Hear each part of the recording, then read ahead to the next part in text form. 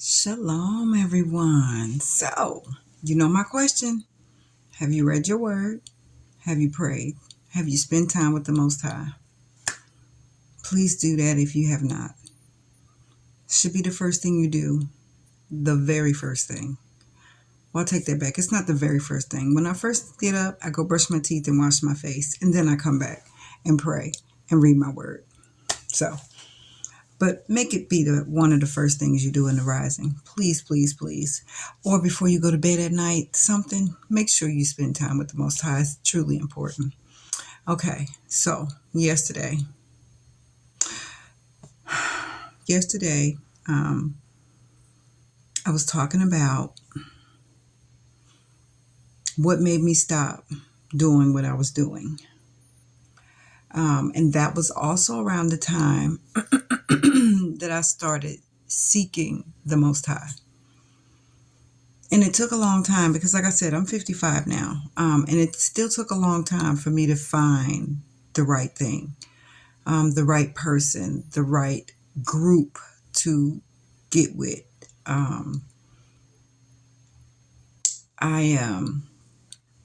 It was the fact that seeing that man put on his rosary beads and put on his white collar and how he kept looking at me in the rearview mirror. He looked like the devil to me. And then to know that he had a church in Illinois was really crazy. But it was that look that he kept looking at me, like he was looking at me in that rearview mirror, and he was just looking at me, talking to me, and I didn't really hear a whole lot of what he said. I really do not. But the look that he gave me, and then to watch him put this stuff on, knowing what we were about to go do, it was like, because like I said back then, I said, God, I'm like, I think God's trying to tell me something, because that was the devil. That man was the absolute devil. And to know that we've been having this transaction going for a while. It's been a while. So yeah, I started seeking the Most High then. I was in my 30s. I had moved to Missouri by then. I had met my mom, and I met all my sisters and my brother. Um, so my mom had 10 children. I was the third oldest. So when I was taken, because that's what happened, my father took me away. And so, okay, let me say it this way. So my mother's mother, I think, I don't remember exactly. Please forgive me for that. But I believe it was either my grandmother or my grandfather I think it was my grandmother who was ill and who was dying or who had died. And my mother was going there out of town to be with them. And my father and well, because I had two sisters that are older than me. So my mom took them. And my dad told my mom that he's going to bring me and that he and I would come down. Well, that's not what he did. What he did was as soon as my mom left, he packed us up and packed all my things and all of his things and everything that he got my mother, like any furniture he bought, anything he ever bought, he took it. And he left all of their clothes in the middle of the floor. He just piled it all their clothes up, my mom and my sister's clothes, and he piled it up and just left it in the middle of the floor. And everything else was gone. He took everything else. And he and I went to North Carolina. On our way to North Carolina, we were in a car accident, and I died. That's pretty much what it was. I wish I still had it today. So back in the day, people used to get shoes and things bronzed a lot. And I had, of course, was wearing two pair of shoes, and only one shoe was saved from the accident. And my dad had it bronzed. And he had that picture forever. I really wish I still have it. But yeah, I had died, and thankfully, as you can see, I'm still here. So the Most High brought me back. So I was like 6 years old. Um, back in the day, we didn't really children. We no seatbelts. We was just in the big car, sitting in a big seat. And so when we got hit, I went out the door or out the window, and they couldn't find me. They finally found me in a ditch, and I was pronounced. But by the time we got to the hospital, I was revived, and praise Yah, I'm still here. So yeah, my dad, but interestingly enough, my dad was not prepared. Um, he wasn't prepared to care for me. And I mean, he should have left me with my mom, right? But no, he knew it would hurt her, and he couldn't get her to do or be like he wanted. My dad was the type of man, he loved to have control. He wanted to have control over any and everyone. So he could not have that control over my mother because she wasn't the type. She would fight him. And he really loved her. He really did love her. Out of his craziness, he loved her, because she didn't back down to him. No, my mother was a fighter, and he couldn't do it. Now he did get her with the money. He was good with that. He knew how to get you with the money, but he didn't know how to keep nobody around because he just didn't know how. And so, because he couldn't control her, he took me because he knew it would hurt her. So that is how I got to Winston-Salem, North Carolina, because he didn't know what to do with me. He didn't have a place for us to go. And he decided to take me to North Carolina and let me stay there. And then he was going to go elsewhere to go find work and a place to live. And that's how we got to Paterson, New Jersey. But yeah, so I went to North Carolina and I stayed with my grandparents. And if you followed any of my stories, I've gotten that in there. That was some of my earlier videos. I can remember him leaving me. It was really crazy because I was so confused. Like, I didn't know what was going on. I had never met my grandparents before, so this was my first time meeting these people. So it was weird. It was really, really weird. And it just started off the journey of my feeling abandoned. I've always felt abandoned, and nobody cared and nobody loved me. And so, yeah, that is how I got to Winston-Salem, North Carolina. It was funny though, because when I passed away in the car accident, when he told me the story and he's explaining the story, he started to cry about it because he said that he never thought that he loved me that much. I was like, what?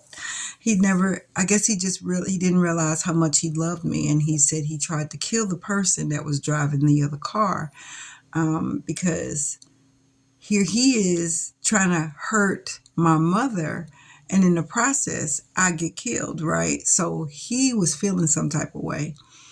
But yeah, I can remember the car accident. This is so weird. So I was in the front seat, and I was most of the kids back in the day, we all walked them back and forth on the seats because the cars they're huge. So I'm just walking back and forth on the seat, and my dad was falling asleep, and I kept trying to wake him up, right? And I can remember just waking him up, and he'd wake up, but really the car accident was his fault. He fell asleep, and we got hit because he wasn't paying attention. But because I was standing up in the seat, and then the car hit, and then I'm standing. I go, yeah, I did. I go out the window, because our window was open. That's what that was. It was the passenger side window. I went out that window because we got hit from the driver's side. And so I went out the window, and I can remember going, and that was it. That's all I remember. Yeah. I've been through a lot. It's so weird. It's just weird because I feel like, when you're younger, you think person 55, that's old. But now that I'm 55, I'm like, it is amazing the stuff that I've been through, and I'm still here to talk about it. I think it's such a blessing. I really do. It's been some crazy stories that I have within me, and there's so many others that I haven't told. And um, I'm just thankful because I'm here to tell the story, to show others that no matter what you've been through, like my pastor always say, you've survived 100% of what you've been through. Now you might be scarred. You might have some damage, but nonetheless, you've survived it, and you survived for a reason. You know. So once I saw this man talking to me in that rearview mirror and looking at me the way he did, I'm like, this is it. I can't do this anymore. There's got to be another way. And so I started reaching out to people to get myself some help because that was one way I was paying my bills. So now I'm needing electric bill paid and all of these things paid. So I started reaching out to different people, and just so happened every person that I was reaching out to, or every organization that I would reach out to, there was someone that believed in the Most High, or as they say, God back then. And they, started talking to me about the Most High. Then this one lady gave me a Bible, and I still have it today. It's the same one, and I've written all in it. But anyway,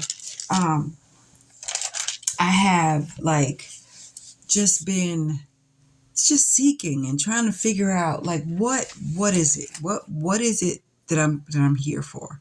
And I started asking that question, like, okay, I'm not dead yet, excuse me, I'm not unalived. I've been through all of this crazy stuff. Choices that I made, of course, with a lot of it, but I've been through all of this stuff. I'm still here. Why? Why am I still here? So I started watching Joyce Myers and uh, just different ministers on TV, and started going to different churches. And it wasn't fitting for me. It wasn't connecting, and I couldn't understand what these preachers are all about, because for the most part, you know, they were doing well financially. Like they're doing really well.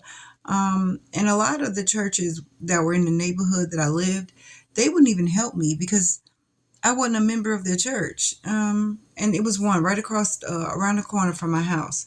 They was like, well, are you a member of our church? Have you ever been to my church? I'm like, no. And they literally said, well, we can't help you. And I'm like, because I don't go to your church. But I cussed them people out with every cuss word I could think of. And I wanted to smack her in her face because initially they made it seem like they could help until they realized I was not a member. And then she's like, well, I wouldn't come to this church if y'all paid me. Don't talk to me. And so, I started I started reaching out to other avenues, and I was getting really frustrated because nothing was going my way, and that's because I wasn't living right. I still wasn't living right. Um, at the time, my daughter was having she had asthma, like really, really bad, like really, really bad. She almost passed away on me several times because her asthma was so bad. Um, But by the time we moved, to Missouri, it was bad, but it wasn't as bad as it was when we lived elsewhere. Um, but when I decided that I wanted to live a different way, the enemy always has a way of coming around and, trying to show you something else. And so one day I'm walking because I didn't have a car and I didn't have any money for the bus. So I'm walking to go get my daughter's prescription filled. And this man pulls over and he's like, can I give you a ride? And initially I said no, but I saw a little boy in the back seat. And I'm like, oh, whatever. Because I didn't want to walk. Like, it was a long, long walk. And I can't believe I'm telling this story. So, yeah, he takes me. I said yes. I get in his car, and he takes me to go get the prescription. Um, so he says to me, my wife would love to meet you. And I'm thinking, yo, what? Your wife? Your wife want to meet me? You're married? I'm like, oh, here we go. Um, but he was fine. That's how I kept seeing this man is fine. Okay. So we're at the Snooks. I'm waiting on the prescription. He calls his wife, and his wife gets on the phone. They talking, and he was like, "Well, I'm gonna bring her over once we get the prescription." And I'm like, "What is going on here?" Well, after they get the prescription, my daughter is actually in school, so no big deal there. So they take me to their house. I meet his wife, and okay. So, like I said, I've done a lot in my life, and you know, there was one thing that I had always wanted to do that I never actually did, and here was my chance. So I had an opportunity to. I had an opportunity. Okay, so if you followed any or seen any of my videos, you knew back in the day when I was very, very young, I was molested by a woman, or girl, because she was a teenager. And so now I have this opportunity in front of me that they both, this husband and wife couple, wanted me to be a third party in their little marriage, so to speak. Um, here it is. Right now I'm needing bill money. I'm having issues paying my bills and all of this. I've decided to stop selling it. Right. So now his wife says, I'll pay you. I'll pay all your bills. I will give you allowance for clothing for you and your children, and you stay here. I'm like, but I have an apartment. Don't worry about that. We'll pay the bills over there, and you stay here with us, and we'll take care of everything. All you have to do is please him, and then me sometimes. And I'm like, what? Are we serious right now? I thought this was a opportunity of a lifetime. Like, literally, I get to have fun with both, and all my bills are getting paid, and I'm getting allowance. What? Okay, okay, let's do it. So me and my children move into this house with this man and his wife. You have to come back if you want to hear the rest of the story. So, as always, have an amazing rest of your day. Shalom.